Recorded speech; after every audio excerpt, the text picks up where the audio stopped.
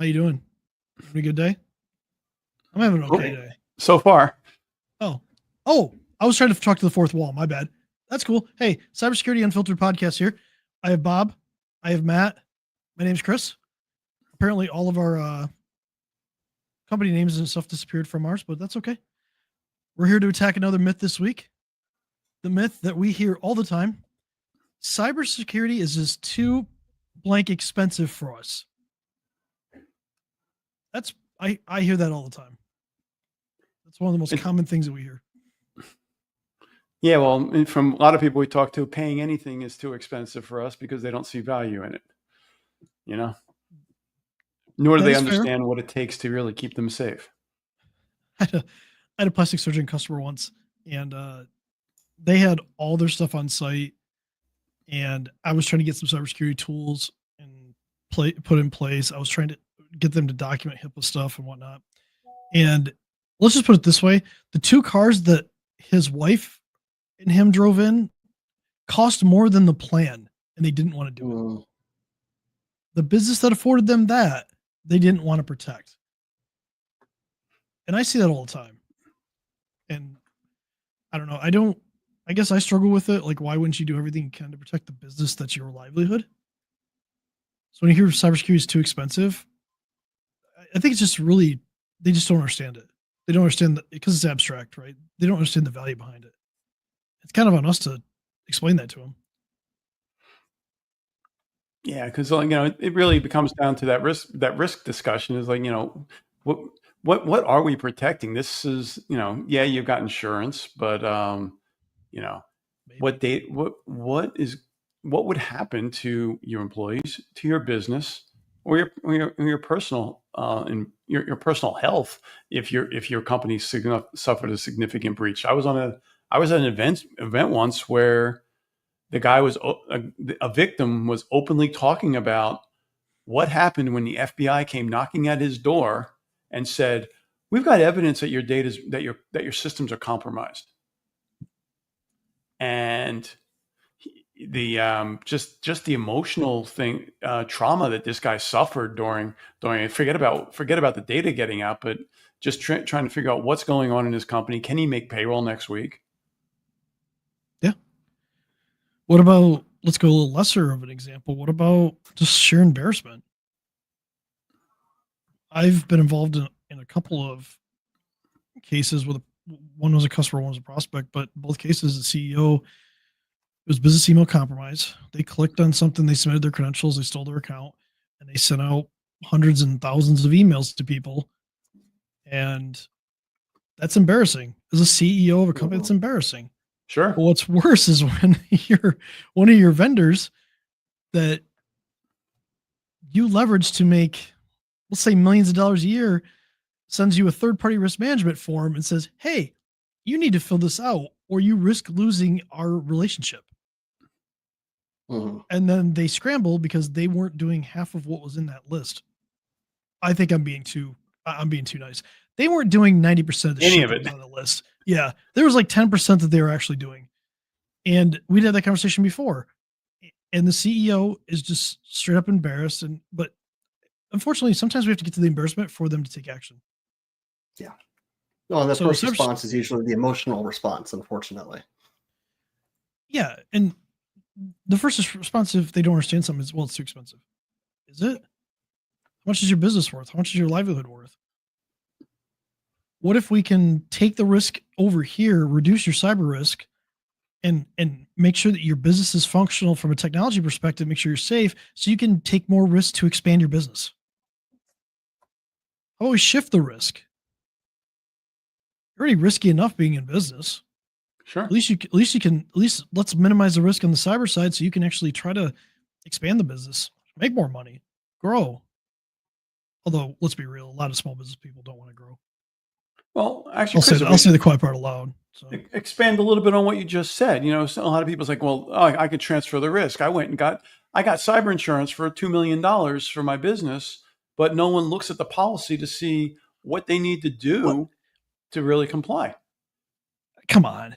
Nobody reads the Apple terms and conditions and Microsoft terms and conditions either.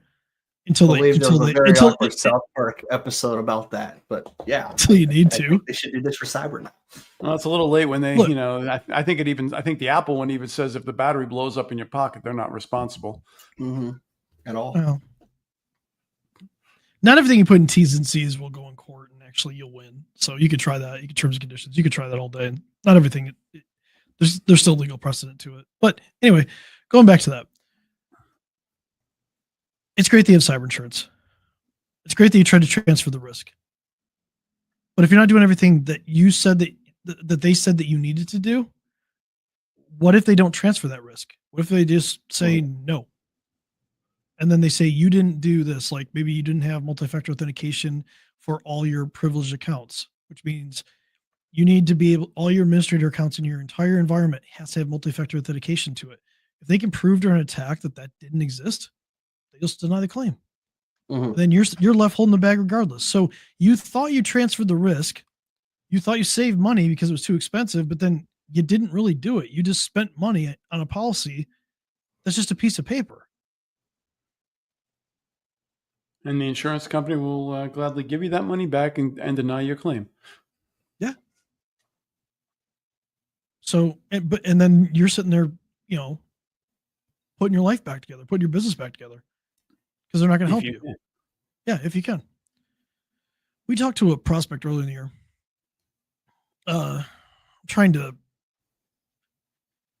They got hit with ransomware at the end of last year.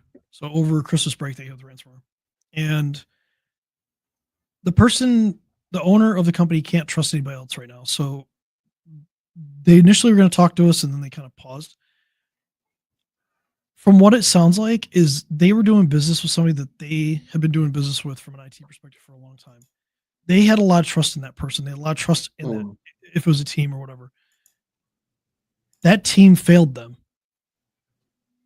And now that owner is out hundreds of thousands of dollars and can't trust anybody else yet. I don't know if there's lawsuits. I don't know if anything else, but that's where they were.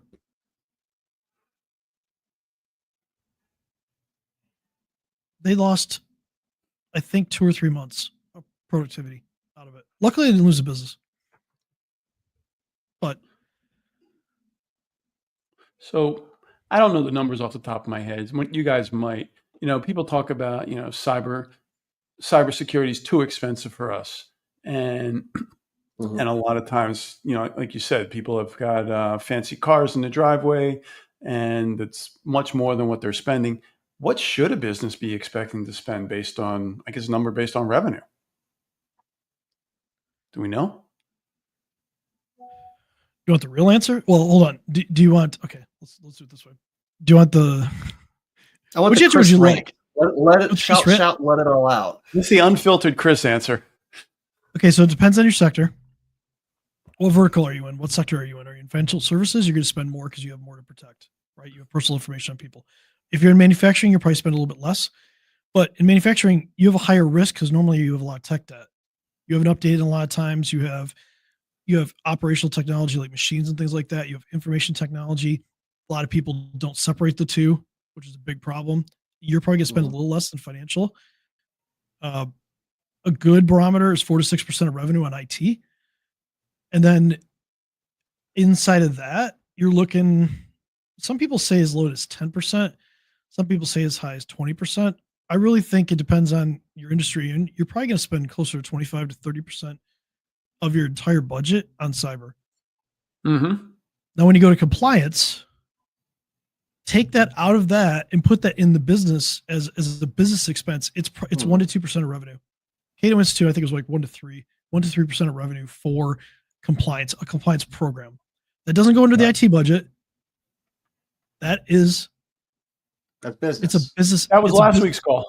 Yeah. That's a business function. So you're going to spend money, but you need, and that's your, like, when we say 4 to 6% of your revenue on IT, that's everything. That's the software you need to buy, the hardware you need to buy, the services you have, the internet, things like that. Like if you hired one of us, our cost would go into that. That's what the average business does. Do you want to be average? Do you have more to protect than the average company? Do you think of your company as average? If you think of your company as average, that's probably a whole nother discussion we should have. But that's the average. Now, when you work with a IT provider, managed IT provider, managed security services provider, you're probably going to save money over what it would be to build everything internally. So that 4-6% should go further than it would by hiring your own team. But there are downsides. You're giving up having somebody on site all the time. Do you need that? And if you need that, that doesn't mean you can't work with somebody that's a provider. You could hire a resource internally and work with the provider, and they can provide some of the structure for that person. But if you're not spending that today, if you're not average, what are you doing? Do you have a budget? Because I can't tell you how many people I talk to that don't have budgets. Oh, we don't do hard budgets. Okay. Do you do soft budgets? Yeah. What do you spend? Whatever we need to. And then you give them a number and they're like, well, that's too expensive. Is it? It's not really quantified though. If it's all soft, there's not really a analysis there. What does a good business look like? A good business looks like you have processes in place, you have systems in place, your IT works, so your technology works, so your business can produce whatever it is, a service or product. Cybersecurity, so the IT part is all about keeping their business running. Cybersecurity is about protecting that, right? So if you're not having cyber attacks and your IT is running, look how good your business looks. Look what you can do now. You know you're covered. So you can spend that money, like I said, on growth. We are an enabler of growth in a business. It's just we do a shitty job of telling people that. We do. And people don't want to believe it because they look at IT and cyber and like, oh, it's just a cost center. Really? You want to run your business on paper and a pencil? You tell me how growth oriented you could be at that point. Or everyone's dependent on that PC sitting on their desk or their cloud service at this point. So people don't put the value in there because a lot of times it just always works and they don't care. They don't think about it. What outcome do you want? Yeah. Do you want to keep chasing your tail? Do you want to keep going with cheap? Do you really not want to spend the money and not know? Or would you rather have some sort of peace of mind and be able to know that, yeah, maybe I'm paying a little bit more, but I'm getting I don't have downtime in my IT. The cyber attacks are coming in are getting stopped. I'm getting reported on that. I'm able to focus on the marketing and sales of the business. I'm able to spend more money here to grow the business. Do you want that as your business? Or do you just want, I'm trying not to swear. And with that, we've transitioned into the Chris's Rant section of the podcast. Yeah. Do you want fucking chaos? I'll say it. That's the question. Do you want stability or do you want chaos?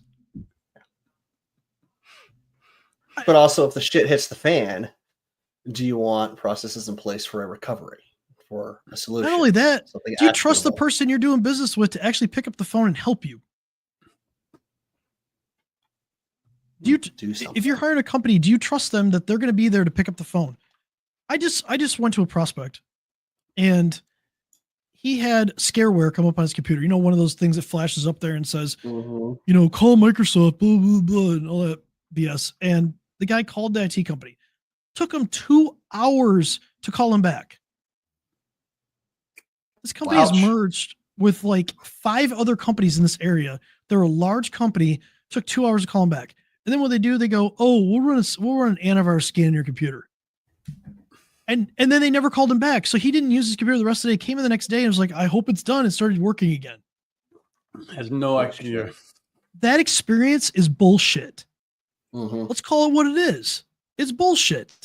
That's not how IT services are delivered. But you want to know the secret in this industry? That's how 90% of the services that I see when I go talk to somebody are delivered. And I'll be honest, up until this point, I've been scared to say that we're better than that. We're so much significantly better than that. The three of us sitting here are better than that. With little service many times. Yeah. If you pick up the phone and you call somebody and you don't get somebody within like the first like couple of minutes, and sometimes things happen, but if they're not calling you back and that's a consistent thing, and it takes you Something 7 days to get is something wrong. fixed. Yeah. You need to demand better. I'm sorry. And that's part of the reason people don't want to pay for support, because they're getting crap support.